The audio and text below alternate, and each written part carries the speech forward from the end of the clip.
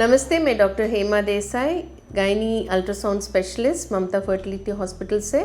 और आज हम बात करेंगे एक स्त्री के जीवन काल की एक मुख्य अवस्था के बारे में, जिसे कहते हैं मेनोपॉज।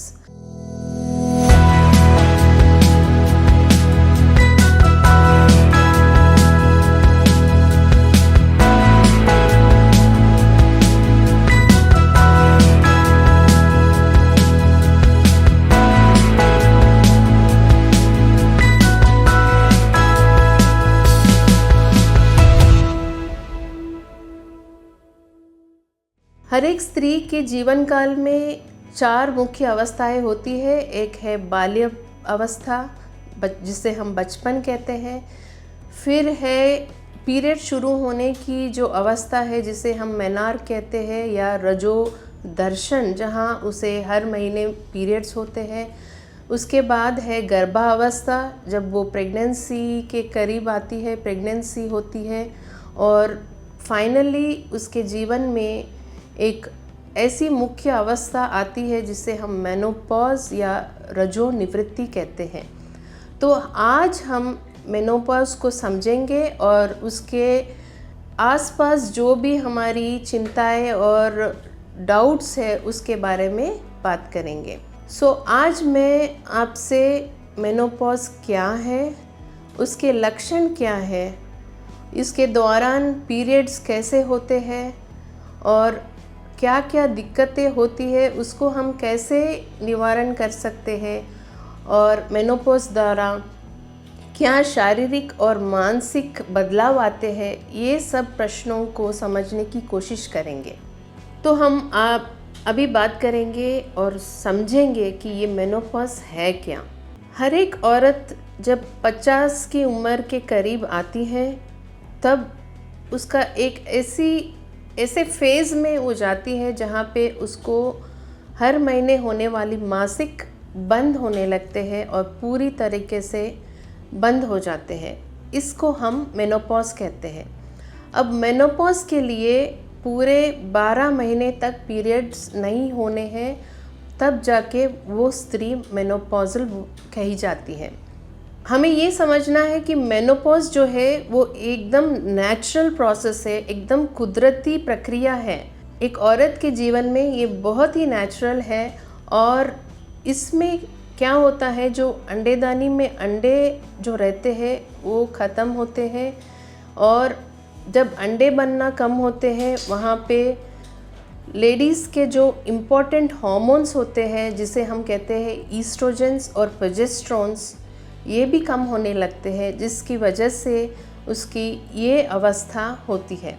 हमें ये समझना है कि मेनोपॉज अचानक से नहीं आता है। ये होने के लिए ये प्रक्रिया करीबन 5 से 8 साल पहले शुरू हो जाती है, जहाँ पे उसके हार्मोन्स कम हो जाते हैं, अंडे बनना कम हो जाते हैं, प्रेगनेंसी आने की संभावना कम हो जाती है, और इसकी वजह से उसके शारीरिक और मानसिक स्थिति में भी बदलाव आता है।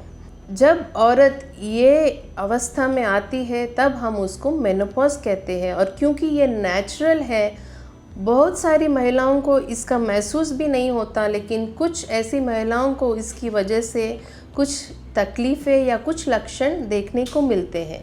तो अब हम बात करेंगे जो लक्षणें हमें मेनोपॉज की तरफ लेके जाती है। शुरुआत में कुछ महिलाओं को अचानक से नींद में बहुत पसीना होता है, नींद आने में और नींद पूरी होने में तकलीफ़ें होती है, क्योंकि हार्मोन्स कम हो जाते हैं और अंदरूनी हिस्से जो होते हैं औरत के, वो सूखने लग जाते हैं। इसकी वजह से उसको संबंध रखने की इच्छा भी कम हो जाती है। तो ये थोड़े बहुत लक्षण हैं जो शारीरिक है। इसके साथ मानसिक लक्षण है, जहाँ पे उसको मूड स्विंग्स बोलते हैं, उसको किसी चीज़ में दिलचस्पी नहीं लगती, उसकी याद शक्ति कम हो जाती है, चिड़चिड़ापन बढ़ जाता है और एनर्जी लेवल्स कम हो जाते हैं। तो ये सब लक्षण जब शुरू हो, तो हमें ये समझना है कि हम पेरीमेनोपॉज या मेनोपॉज की तरफ बढ़ रहे हैं। और अभी देखेंगे क्या दिक्कतें आती हैं, क्योंकि इतने सारे बदलाव आ रहे हैं हार्मोन्स की वजह से। नींद पूरी नहीं होती, चिड़चिड़ापन होता है। तो ये जो बदलाव है, इसको हम एक दिक्कत नहीं समझ के एक इंडिकेशन लेना है कि हम इसका उपचार और इसको कैसे कम में रख सकते हैं। एक तो चीज़ है कि हमें रेगुलर एक्सरसाइज शुरू कर देना है 40-45 की उम्र से, क्योंकि हड्डियां कमज़ोर होने लगती है।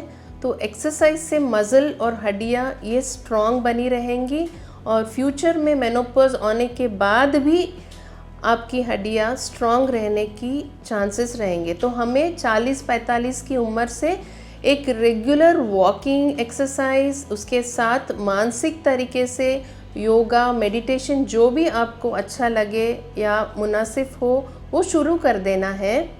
इसके साथ साथ हमें आहार पे ध्यान रखना है, हेल्दी पौष्टिक आहार लेना है जिससे आपको एनर्जी बनी रहे। कुछ अच्छा पढ़ना है, जिसमें भी हमको मन लगता है वो करना है। और थोड़े बहुत अगर आप अपने डॉक्टर से मिले तो इसके ज़रूरी मल्टीविटामिन्स या न्यूट्रिशन जो भी सप्लीमेंट्स है वो आपको आपके डॉक्टर सजेस्ट करेंगे। मेनोपॉज के दौरान शारीरिक और मानसिक बदलाव क्या होते हैं इसको हम समझेंगे। अगर हम शारीरिक रूप से देखें तो जैसा मैंने कहा, हार्मोन्स कम हो रहे हैं, पीरियड्स इरेगुलर हो रहे हैं, इरिटेशन, मूड स्विंग्स है, प्रेगनेंसी आने में दिक्कत होती है।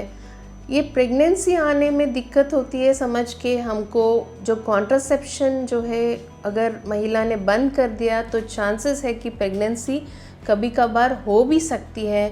तो जिसको प्रेगनेंसी नहीं चाहिए उसको ये फेज़ में कॉन्ट्रासेप्शन, गर्भ निरोधक कुछ भी चीज़ इस्तेमाल करनी पड़ेगी। अब मानसिक रूप से देखेंगे, इरिटेशन, मूड स्विंग्स, इसके लिए जैसे मैंने कहा कि नियमित रूप से एक्सरसाइज करना जिससे कि बॉडी में कुछ पॉजिटिव हार्मोन्स बनने लगते हैं जिससे माइंड फ्रेश रहेगा, आपको हेल्थ अच्छी रहेगी। फिर इसके साथ आपको योगा, मेडिटेशन करना है जिससे आपको मेंटल स्ट्रेंथ और एनर्जी मिलेगा। साथ ही साथ एक्सरसाइज करने से हड्डियाँ स्ट्रॉन्ग रहेगी। इसके साथ आपको कैल्शियम और विटामिन डी के सप्लीमेंट्स लेने पड़ेंगे। थोड़े बहुत ब्लड टेस्ट चेक करके अगर खून कम है या शरीर में कोई भी ऐसी इम्पॉर्टेंट तत्व कम है तो वो भी हम ऐड कर सकते हैं। हर एक महिला को हर साल ये उम्र के आसपास अपने ब्रेस्ट एग्जामिनेशन कराना है, ब्रेस्ट चेकअप करना है, क्योंकि ये फेज़ में ब्रेस्ट के प्रॉब्लम्स आना भी बहुत ज़्यादा है। साथ ही साथ कार्डियक इवैल्यूएशन, हृदय के इलाज करना है, हृदय चेक कराना है कि इसमें कुछ कोलेस्ट्रॉल की वजह से कुछ ब्लॉकेजेस या कुछ प्रॉब्लम्स नहीं है, क्योंकि जैसे ईस्ट्रोजन और प्रोजेस्टेरोन्स कम होंगे वैसे आपके हार्ट पे और बोन्स पे ज़्यादा असर रहेगा। तो ये पूरे चेकअप, इवैल्यूएशन कराना है। आप अपने गायनेकोलॉजिस्ट से मिलेंगे तो वो सजेस्ट करेंगे कि आपको क्या क्या टेस्ट करना है और कब कब करना है। तो ये फॉलोअप चालू रखना है। ऐसा नहीं है कि चलो मेनोपॉज की तरफ हो गया तो ख़त्म हुआ। हमको रेगुलरली हॉस्पिटल जाके अपने डॉक्टर से सलाह लेनी है, अपनी चेकअप करानी है और देखना है कि हर एक चीज़ बराबर है, कहीं कुछ प्रॉब्लम नहीं है।